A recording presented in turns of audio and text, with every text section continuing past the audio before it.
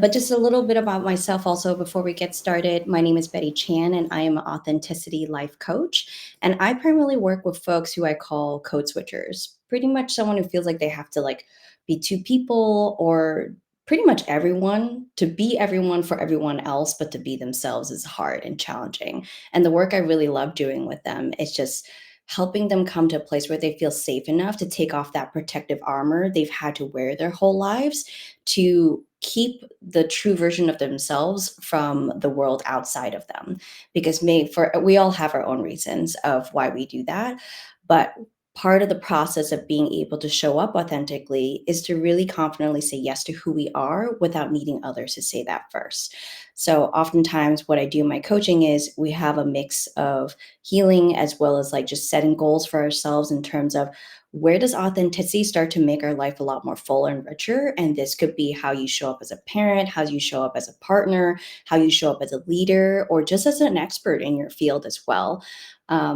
I know last year authenticity was like the word of the year or something, but the funny thing about it is to be ourselves is actually kind of challenging in today's society. So that's how I usually work with folks and help them get back to themselves. Yeah. So let's get cracking. Let's get into this topic today. I'm not going to lie. The funny thing about this topic and the timing of our topics is that it is usually something that's present in our personal space and what we see coming up again and again with our clients as well. To be very meta about it, I was having resistance about having a conversation about resistance. So for those of Same. you who follow, kudos to you on that one. But it was just starting to trip us up of like, okay, we have these goals, we have these dreams, we got clear on what we want to do as opposed to what we should do, but there was just still some resistance showing up for us and the folks we work with. So we wanted just to create an open conversation in space and just talk about what is this resistance about? Like, how do we start recognizing it? What does it start to mean for us? And it's gonna show up with different definitions for each of us as well. But ultimately the goal today is just to give everyone a starting place to see that like, oh, my resistance is not out to get me. In fact, it is trying to tell me something important if I'm able and willing to listen to it. And there's actually a way to befriend it so that when we feel that resistance come up for us, we don't start to judge ourselves or shame ourselves for being lazy, rude, or dismissive or anything that we're used to thinking in our own mind, even if it's not being said out loud to us. So, a space to give ourselves grace. How's that sound today, Ashmi? That sounds lovely and like what I need a little more of in my life. So I'll join for that. Yes. And also, just a reminder as we go along, I know folks are joining. So, just hi to Jess in the comments from Miami. Thank you for joining us today. And yes, to sharing the recent comment I'm just seeing as child of immigrants, resistance shows up in many ways. That's a beautiful comment. And as two children of immigrants right here in the room, this is something we're going to bring up in our perspective again and again as well. Yeah. So let's start with what we can see. And I think oftentimes we skip over the basics, right? We get really mired up in what it means, but maybe we just slow it down and talk about what does resistance actually look like? Like, can we recognize it in ourselves? So, Ashmi, if I was to look at you and you were feeling some resistance, what would I see? That's a great question because I would say you would see nothing because I'm really good at hiding it. Okay.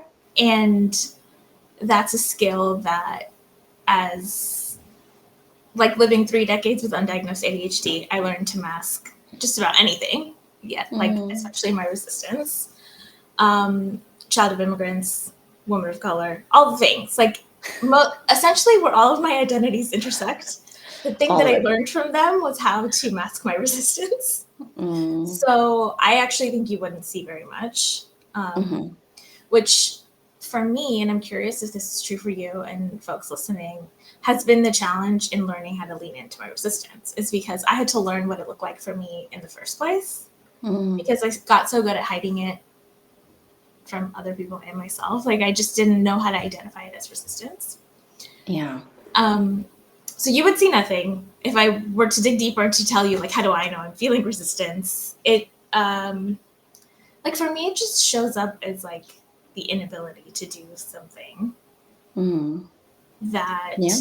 The I procrastination and the resistance. Yeah. Yeah, and like, and if somebody were to ask me like, "Do you want to do that thing?" My answer would be yes, but it Mm. would be like, "Yes, but I can't." And generally, when I don't know why I can't get myself to do something, that's when I know it's my resistance that's showing up. Mm. Yeah. Yeah. That's so interesting. Learning to hide it, because that's what was in the comment earlier that was shared too, right? We're so many parts of how we grow up and what we're exposed to, the communities, we just learn in the subconscious way. It's like swimming through the water and recognizing that, like, oh, if I show a part of myself, it's not accepted. And over time, if we don't check in that, like we start to just automatically respond and hide those parts of ourselves. So I chuckled a little when you said you can't see anything because of the masking. And I was like, I think that would be similar for me as well. Um, but there's a tell. There's still a tell, right? Because normally I am actually conditioned to be so agreeable. I'm like, yes, I love that idea. Yes, let's go ahead with this. That if I hesitate just a second longer before I say that yes, that's how my resistance shows up. And there's a spectrum of it now that I've like sat down and like looked at it a bit more. Similar to you, it's like, okay, I want to do something. I know I should do something, but I'm not doing it and trying to figure out why. So sometimes it's like if we're in a conversation, a person would suggest, Betty, would you like to do X? And my body is already resisting. I'll probably be like, yeah, yeah, like, so that's how it can show up. It could be very, very subtle. But on the more extreme side, like conversations with family members where the full resistance shows up, as in like I'm just digging my heel in and I'm like, I'm not actually going to change my opinion about X just because of what you're saying as well. So I think it just depends on the level of, for me at least, the level of comfort I have in how to show how much of that I can show as well. Yeah. Yeah. I think what listening to you, what came up was this idea of safety um, and the concept of being allowed to show resistance. Mhm. So it's like for most of my life, I felt like I wasn't allowed to even show that I was feeling resistant to anything, which is why I learned how to mask. Mm. But yeah, like you said, I think for people I feel really safe around, they would be like, "Yeah, you're resistant all the time," and it's like, right, because I feel safe enough to say no. And um, yeah, and I think the question that a lot of us can ask ourselves is also, do I create safety within myself to Mm, mhm. allow myself to feel resistance towards something, and like build enough safety to investigate what that means instead of Mhm. constantly trying to shame myself into doing it, or just being like, you just got to have grit and push through it or hustle or whatever. Mhm. All of the keywords that we use to get ourselves through resistance by Yeah. pushing. Mhm. And partly it's because 'cause we're rewarded for that, right? Yeah. Like, when you are someone who can push through, muscle through, you're seen as strong, you're seen as resilient in that case. But if you're someone who's resisting or saying no or have a different opinion or a different approach to something, the way most of us experience that is like, oh, you're not a team player, or you're just not open-minded enough, etc. So there's a lot of the overall judgments that come from one side or the other of grinding as opposed to a more gentle approach, is that one is better than the other. At least that's what a lot of workplaces, family contacts, and even in school when we work with teachers, we've seen that as well. Out, not to say it's intentional. A lot of times it comes out of good intentions as well, but Mhm. the way it lands for us is that, oh, okay, so when I disagree, when I say I'm not really into doing this right now, I'm going to be seen as someone who's not allowed to be in this situation or to participate. That becomes hard. We start to really learn to just shy away from our own resistance in that case.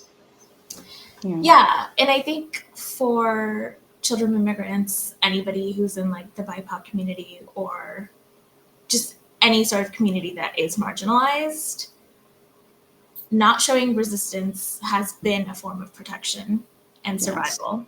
Mhm. Um, And now that we're, especially for like first gen kids, now that we have more safety to show that resistance, it's giving yourself the time and space to figure out what you feel safe and what fits your Mm-hmm. style. Mm-hmm. Um, but yeah, I think that adds to the grace of just knowing why it is hard for us. It's because before, in order to survive, we couldn't show it. Yeah. Yeah. And there's a level of complexity for first gen folks too, right? Because you're code switching between the culture you Mhm. came from and the culture you're growing up in as well. So there's almost like two sets of spaces you need to vet of like, how safe is it for me to show up as my full self? How safe is it for me to communicate that I'm feeling some resistance or want an alternate way to do it right now? So, and those don't always overlap. So you kind of like live by a set of two rules almost. Yeah. Yeah. Okay. So, I mean, we're here to talk about resistance. So I'm dragging my feet a little come this question, but like Ashmi, what's the resistance that's showing up for you lately? What's an example you have? Yeah. I mean, I think for me, a big place where my resistance is showing up is around just like general business development for me. Mm. Um, the big one is just being more visible. I am having a lot of resistance show up in my body when I'm having to like show up and essentially be myself, but out loud. Mm. And um, and the inner dialogue runs the gamut. Like there's the coach side of me that's like I can like self coach myself into it, and then there's the like Ashmi side that still has a lot of resistance. That is just like no matter what you say, I'm just not gonna feel great being Yeah. myself out loud, right? And so I think for me, it's been a lot of listening to myself and Mm. being able to hear. I think my journey with resistance has had a lot to do with listening to my intuition, Mm-hmm. because I've spent so many years like suppressing my intuitive. And Mm. I am a person who has gut feelings and I go by vibes. Yeah. And that's another thing that's not really rewarded. And so for me, resistance and intuition go hand in hand in this sense Yeah. that like generally when I have resistance, it's because I'm not honoring my intuition. Yeah. I mean, it is our intuition telling us something, right? It's like there's Yeah. something here that we don't like. Not necessarily is wrong, but like we just don't like something that's showing up right now. So, would you be open if I asked you a bit more about the visibility part? Yeah, sure. Okay, because I'm conscious you're also visible right now. I'm gonna be like I know. push you back into that resistance. Um, it got me curious of like yeah, like what feels not okay when you're being visible. Yeah, that's such a great question. Um, I think I think because for me, what's so important about being visible is that I show up in a way that is aligned with my values, which means Mm, to show up authentically and unmasked. And for so long, that wasn't. I didn't feel safe doing that, and mhm, I learned to just like keep my head down, blend in, mm, and so now that I'm doing all of the things that I spent like 30 plus years trying not to do, there is a lot of resistance with being visible and also just like talking about things that aren't necessarily talked about in a mhm, widespread manner, right? Like we're normalizing things that a lot of people, if they are having conversations about, are behind closed doors because it wasn't so safe to talk about this all the time. mhm, Um, so yeah, and so I think all of that showing up at the same time, I think my body has no other choice but to just label it all as resistance because mhm, it's a lot, right? Like there's no way that like our brains and our bodies can process everything as it shows up at the same time. And so mhm. it's gonna just package it as resistance in order to feel safe and protect ourselves. Yeah, yeah, definitely. It's kind of like the umbrella that holds a lot of different feelings that are coming up underneath it. And under those feelings are it's powered by a bunch of judgments that were like the voices you said, like there's a side of us that no matter how elevated we are, there's still going to be part of us that's like going to be worried and concerned for us about things that we're going to do. Mhm. Um, I'm trying to think too, because sometimes resistance is sneaky, right? It's like it's kind of like just outside my peripheral vision. So I'm like, what am I not seeing? And oftentimes, what I appreciate about talking to you is that you help me see what's in my blind spots as well, just from hearing you share. And also, I want to extend the invitation to the folks who are with us. Like, just take a moment and like think about what is a form of resistance. Like, where is the resistance showing up? I would say it's an easier place to start, and then think about what is that resistance trying to tell us. I would say lately, for me, um, this is going to come out in a very non-linear way, and that's okay. I think for me, it's like there's something around expectation. Like what you said earlier of visibility is new to you, but being masked is something you're actually more of an expert on because you've done it for a much bigger part of your life. Yeah. So I notice that comes up for me whenever I'm trying something new, like doing lives, Mm. hosting a different kind of workshop, hosting a different conversation. So even though you and I have done lives quite a few times, but like the topic which is new to us in this context, in this particular layout. So there's something I think there's a part of my brain that's like, oh, well, Betty, this should go perfectly because you've done enough of these lives that you should know how to do it now, completely bypassing and recognizing that the topic today is different from other lives I've done, therefore is newish Yeah. comparatively. So there's I think the expectation that it needs to go perfectly. And when the live experience just differs just a little bit, it's not to say it's not a good job, but like just changes a little bit from what my mind is imagining, then that resistance starts to show up again for me. So I guess in this case, it's telling me that I have a hope for how this will show up. But then that's when I get to choose. I'm like, okay, well, perfectionism is something I'm working really hard to let go of. So do I want to keep feeding into that? Do I want to show up in accordance to that as well? So that's Yeah. something that's showing up for me. Can I ask you a question about that? Sure. We obviously can't take our coach hats off. Um, I'm curious for you how you work, if you're able to, and how you Mm. have gotten better at working through that before doing the thing rather than like analyzing it afterwards. Can you say more? Yeah. So like you're talking about how you're working on not letting like your perfectionism get in the way, especially when you're doing Mhm. something new. So is that Mm. something that you talk yourself through before it to be like, this is new, this is why you're feeling resistance? Or do you like push through and then learn that about yourself afterwards? Right when you said the first choice, I was like, that's such a lovely idea. I should start doing that for myself. So if that answers your question, I think most of the time when it comes to perfectionism, I don't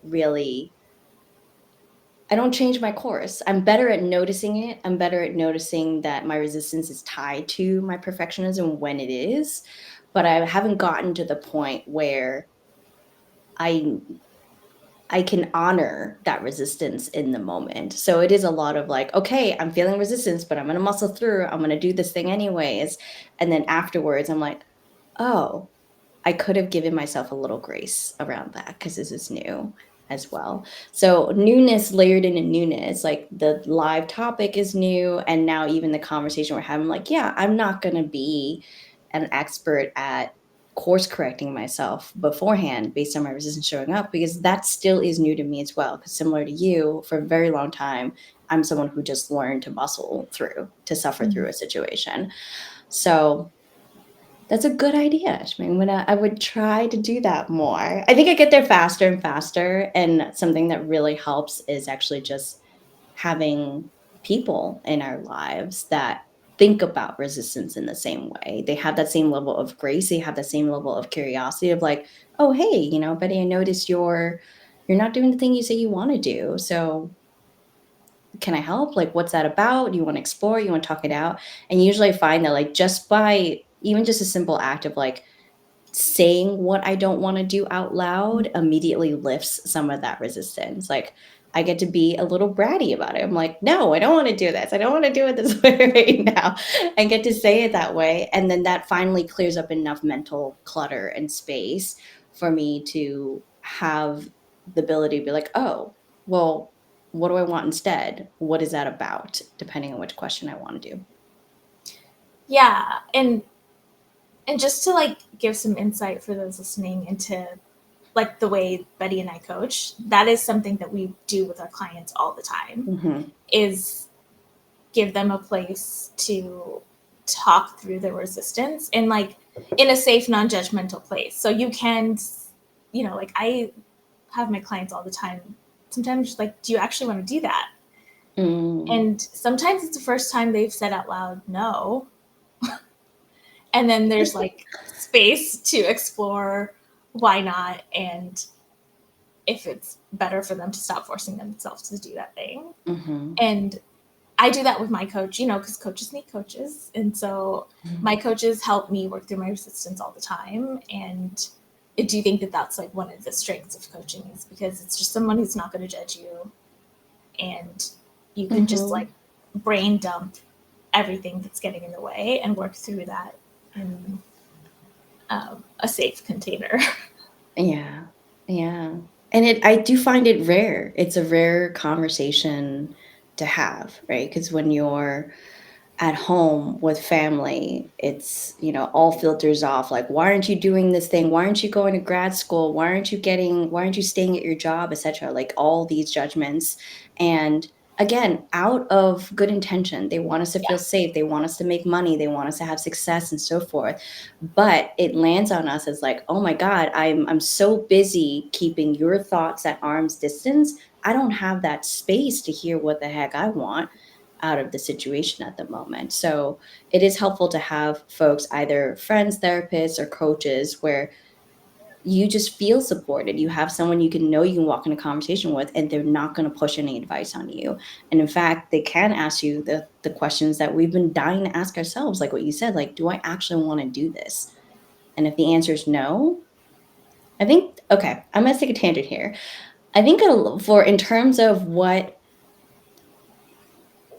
how do I phrase this? Why is it so hard to listen to our resistance? Because it's Mm. clearly trying to tell us something about what we want and what we truly care about. And I think when I think of saying no, it kind of just makes me feel like I'm actually saying no forever. Like, no, I don't want to do this thing. But I feel like by doing that, I'm either gonna be heard as, or I'm trying to say, like, "No, I don't wanna do this forever," which I think adds to my resistance sometimes, and it makes it a little hard for me to hear what it's trying to tell me originally, because it's now introducing a new resistance as well. Yeah. Yeah, that's such a great thought, because I agree. I think for me, a lot of times I feel like I'm saying no forever. I think I also put this pressure that if I'm going to say no, I have resistance to this, that I must have all of the steps after that figured out. Oh. Because I think for me, like as I learn about my ADHD and learn, like I have an interest based brain. So for me to say yes to anything, I have to be interested in it. Mhm. So a lot of times it's not this way. It's not no, it's I don't want to do it that way. Mhm. But I haven't figured out how I want to do it yet. And so I feel like I can't say no until I can say this like whole complete plan of like, no, I don't want to do it this way, but this is the way I do want to do it. And that's what it's going to look like. Because usually I'm only ready to be like, no, not that way. And then I usually need to like lean on somebody else to help me figure out what way I do want to do it, Mhm. which I think is probably true for a lot of us. And I think it's uncomfortable to not have all the answers and to be able to sit Yes. with that. Yeah.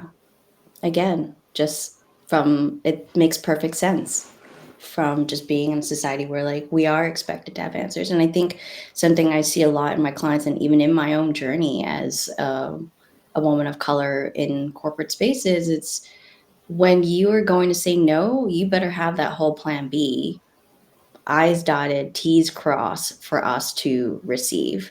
And I think the struggle there is that we don't want to listen to that resistance because sometimes it means it causes more work for us in certain Mhm. situations. So the resistance actually, I don't mean to confuse you. I'm starting to confuse myself. The resistance to the initial resistance is telling us, like, hey, don't say no. Or I'll take it step by step. The first thing is like, okay, can you do this project? I might feel resistance. But I feel a second resistance to say no to that and honor that first resistance because that would mean I have to come up with a whole other project that I need to do instead, as an example. So it can get pretty layered and pretty hard to separate out sometimes.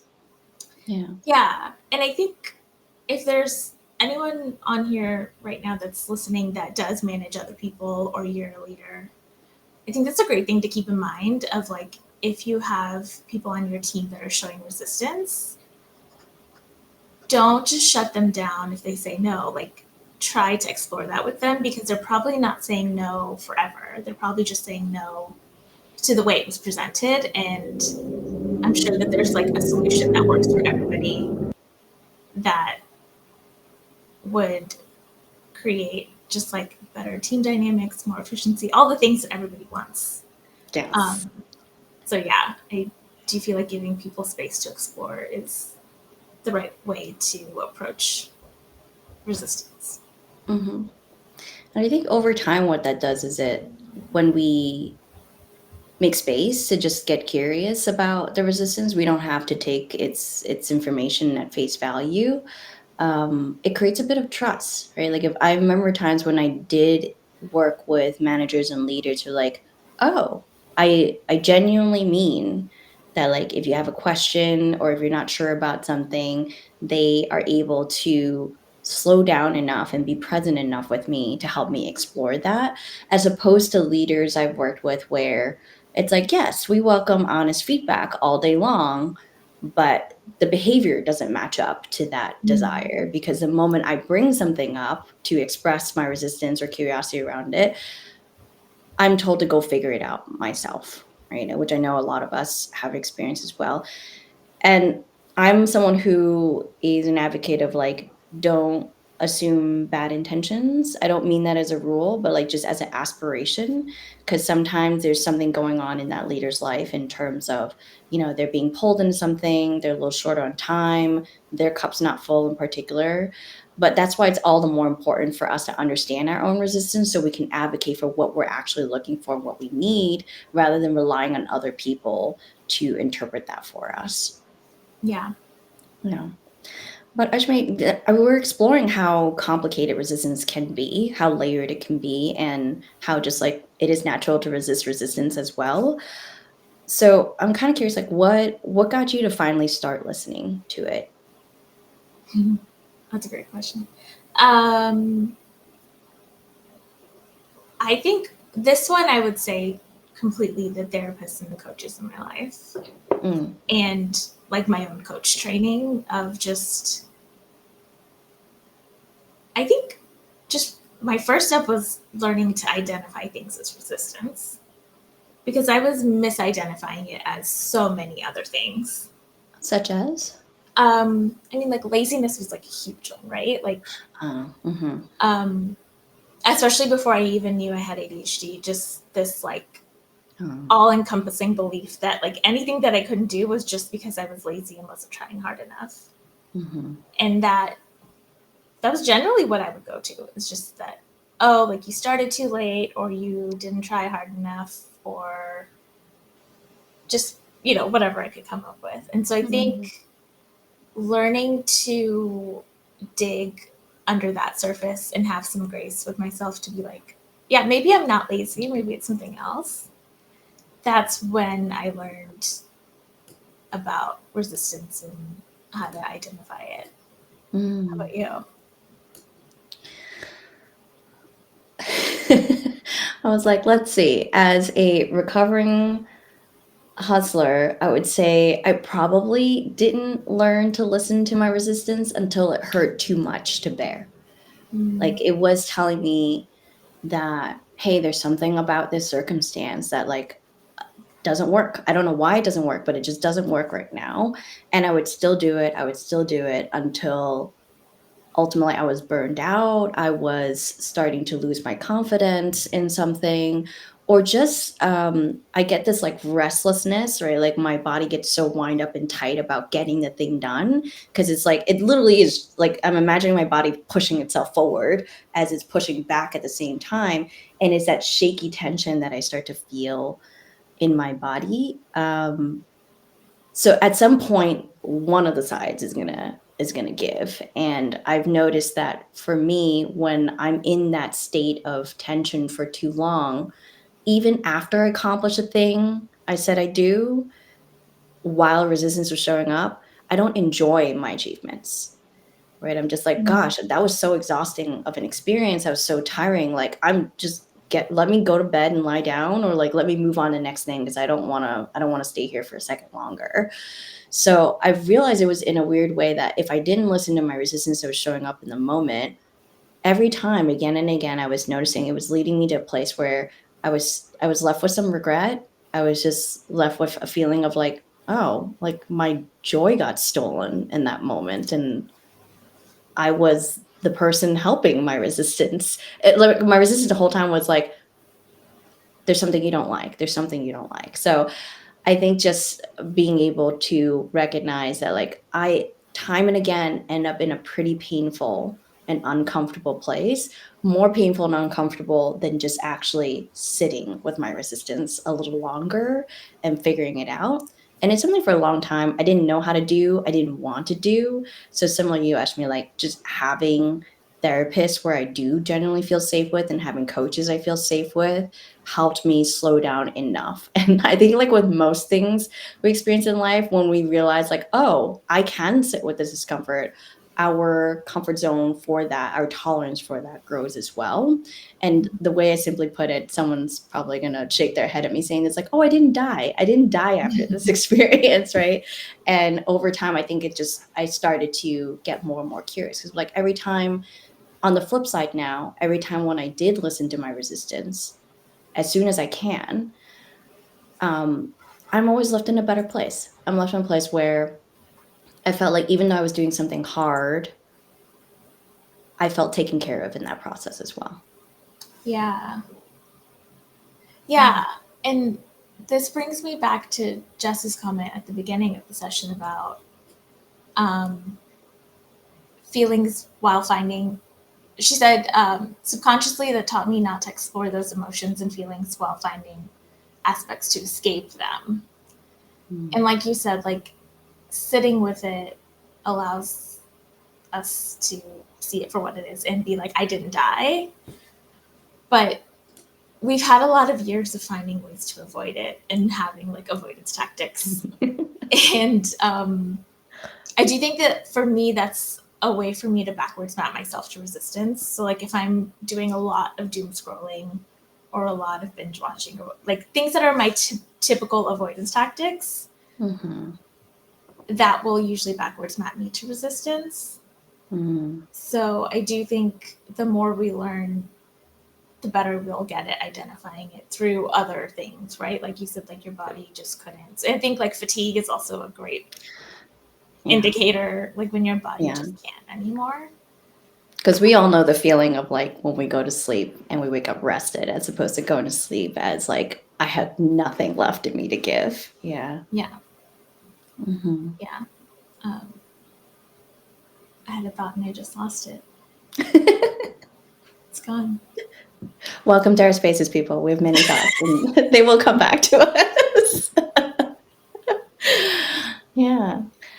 Um, I would say again, I want to welcome folks who are coming in a little later. Hi, Shannon. Thanks for joining us. And also, just today, we're exploring resistance and how it shows up for us, and how it can give us insights about what we really need.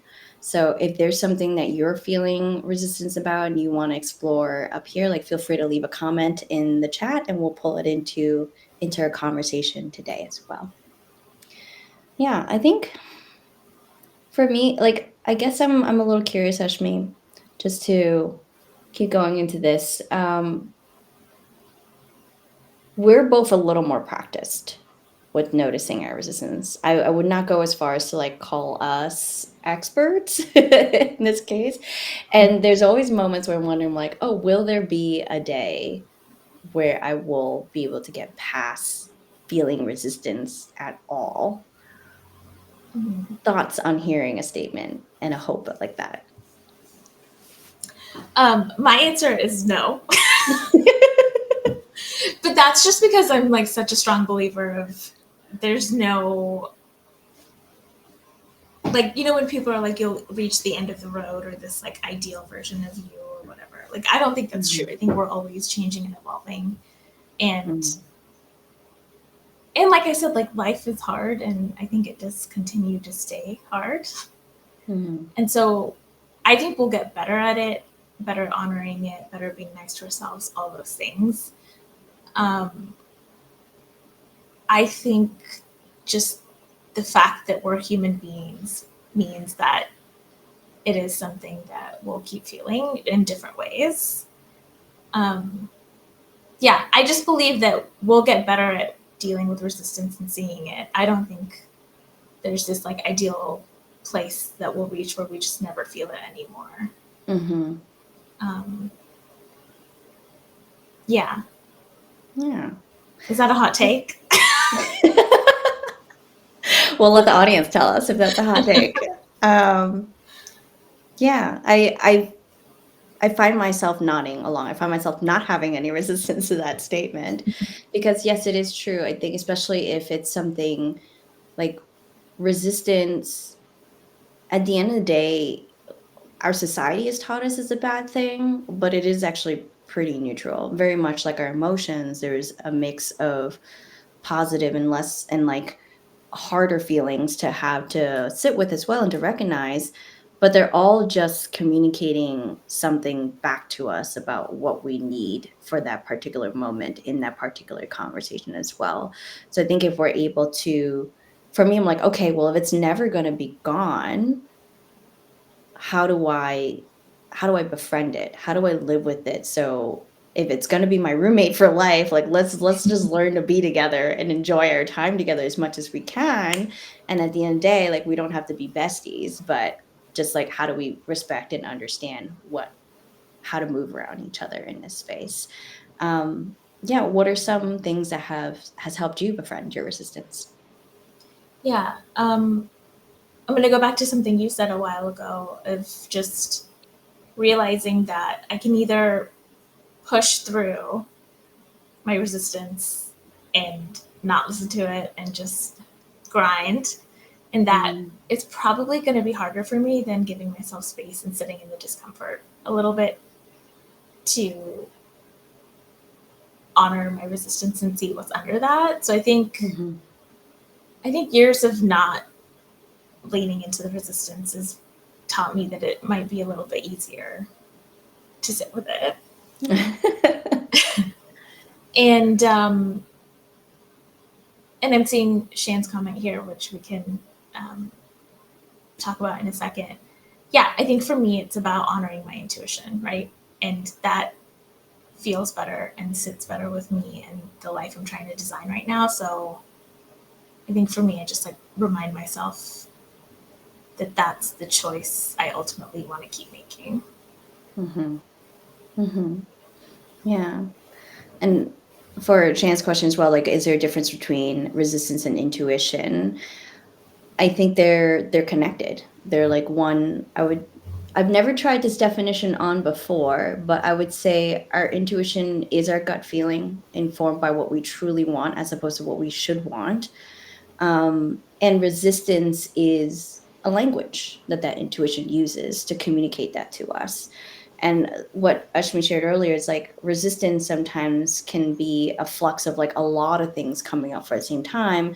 But what our body and our minds registered is like, okay, I'm not all in. This is not like a hell yes situation for me right now. And a way to learn from our resistance is to slow down enough to recognize like what are all those emotions underneath that that our intuition is also communicating to us. Like, why am I resisting this? What about the situation feels like it's bringing up the resistance for me and that as well. Yeah. At this point, I forgot my question to you. I was planning to answer it, Ashmi, so I apologize. I was literally going to be like, I forgot exactly how you said it, but how about you, Betty? Yeah. Hmm. I don't know. It's something that, like, as we said in the beginning, it's present in our weeks. So it's something that we're both still sitting with, just like what are yeah, I guess somewhere my brain is taking me now is like, okay, well, we've explored resistance, what it looks like, why it's hard to listen to, and what it could be saying to us. Like, what are some maybe like three questions we can give the folks who are listening today? Like, what are three things they can ask themselves when they notice that resistance coming up? Mm. Yeah, I think a good one to start with is like, what is my resistance trying to communicate with me? So, like you just said, it's a language. Hmm. Um, so, like, what is it trying to tell me? I always like to ask myself if that's true, because sometimes my resistance is showing up through like my limiting beliefs, and so it's not always true, Hmm. or it's not always something that I want to choose to listen to. And then, once you investigate that, it's just a question of like, what do I want to do with that? So, like I said, I don't always want to listen to it, but I think giving yourself time to, even just giving yourself the choice of like, you can or cannot listen to it, Yeah. is, I think, a great place to learn more about it. Hmm. What do you think? Hmm. I think those are three great questions. Like, what is it telling us?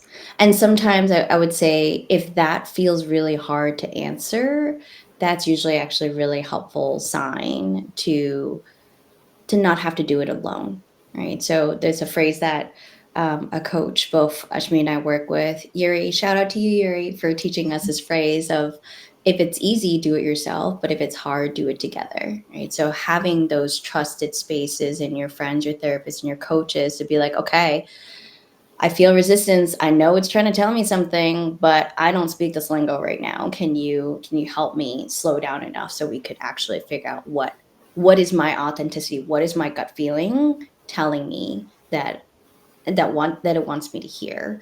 And I think it's correct of like just vetting to see if it's true because so oftentimes there's thoughts that like fly through our minds very quickly like I'm not good enough or like I can't be leader, I can't be visible. That feels like hard and fast rules. So just even naming it out loud, sometimes we take it out of our blind spot and we get to interrogate like whether or not that is true. And it may be true right now, but again, similar to the no of like when we say no, it doesn't have to be no forever. If something is true in the moment, it doesn't have to be true forever. It just depends on what you want to see in your life more. So if visibility is something that you want to achieve, then that is something you have a choice around. If your resistance is telling you, hey, I'm feeling a little scared, I'm feeling a little hesitant around being visible or asking someone out or leaving a job and so forth. So whatever is that choice, that decision you need to make in front of you, if you're not coming to a fast answer of like, absolutely, this is for me, and you feel that yourself like pulled towards it, then that's a lot of space for you to play in terms of getting curious of like, all right, this is a form of resistance, but what type is this for me today? Yeah, and I think that also when we're new to this, it's not so like I think when we talk about listening to your intuition, it sounds really easy, like it's supposed to be really loud and just tell you definitively what you're gonna do and how to do it. And I don't think that's necessarily true for a lot of folks. And making that okay for yourself that like sometimes you won't know what you want to do. And that's fine. And I think it's giving yourself permission to try different things and learn from Mm-hmm. just like trial and error, data collection. Sometimes with my clients, I'll just give them homework and call it a research project to be like, we're just going to try something this week and you're just going to come back and report how it went. No pressure on it being perfect or anything, but like Mm-hmm. sometimes you just have to try a bunch of things to realize what works for you. And it's not Mm-hmm. always this obvious, I know exactly what I want to do. a lot of times it's, I know I don't want to do that, but I have no idea what I do Yeah. want to do. And that's also okay. And in my opinion, really normal. Yes. Yeah. That shows up in a lot of authenticity work as well. It's just like, how do we listen to the no's as much as we listen to the yeses, the things that we do want? Because sometimes it is hard to articulate what we truly want, because it feels very vulnerable to put that out there. And it shows up in our life as like we don't want whatever the opposite of that is. So just being able to recognize the opposite of what your yes and no is telling you is also something helpful, if like looking into what your needs are, what boundaries are important to you, what are your values, like those are some things that your resistance can actually give you more insight into as well over time. And I think Ashwin, something you said just made me think of like, yeah, I feel like if we all had a map or a rule book of like what what life is going to look like for Ashmi, what life is going to look like for Betty, like we'll already know. We'll have that book and we'll just follow step by step, and there's no resistance to be had. But because none of us have, we're not born out of the womb with a book of like, oh, here are the things that you're meant to do for your whole life. A lot of moving through our weeks, our days, our relationships, our goals is actually one big experiment as well. And we need those data points to help us figure out what is that outcome we ultimately want to create for ourselves. Yeah. Yeah. And if you're anything like me, I when I learn something new, I then all of a sudden feel like I have to do it all at the same time. So I know that we're feeling. just, yeah, right. So I'm just like, oh, like I'm learning about resistance. So every time I'm feeling resistant, I have to like dig into it and find out what's happening and make a decision. Um, yeah, it's okay to not do that, and it's okay to just like pick one thing that you want to focus on and let the other resistance just exist for a little while. Mhm. And something I'm trying to repeatedly tell myself is like, it doesn't always have to be that deep. Mhm. Sometimes, generally, it is, but like if you just don't have the energy for it and your body is telling you not now, then um, I think that we can honor that as well and not make ourselves like drink from the fire hose of resistance and figure all of it out at the same time. Yes, yes. How do we put it? It's an acquired taste. Uh, yeah, so I mean, we're almost at the top of the hour. Um, I guess I just want to start closing us out and say like we really appreciate the folks who were able to make it here today.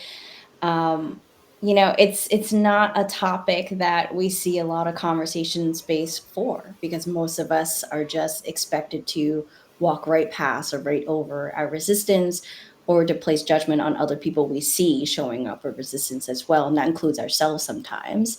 So we just hope today's conversation gave you a few thought starters and a few places to look when you're ready to look. As Ashmi said, you don't have to go right up to the waterfall and have that everything just come down on you. And if you feel like you want to explore this more deeply, then please, by all means, feel free to reach out to one of us. We'd love to talk. And for us, it's really important to not turn resistance into an enemy, and to actually normalize that it is okay to feel resistance and to give ourselves a grace.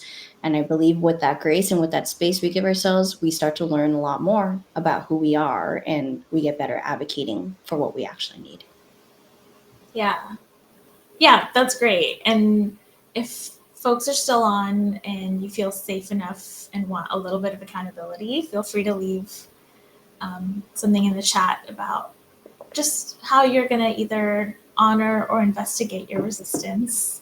We'd Mm. love to hear um, how folks are going to do that for themselves. And yeah, if you don't want to put in the comments and you want to send us a DM, just if that feels safer, we'd love to hear from you there as well.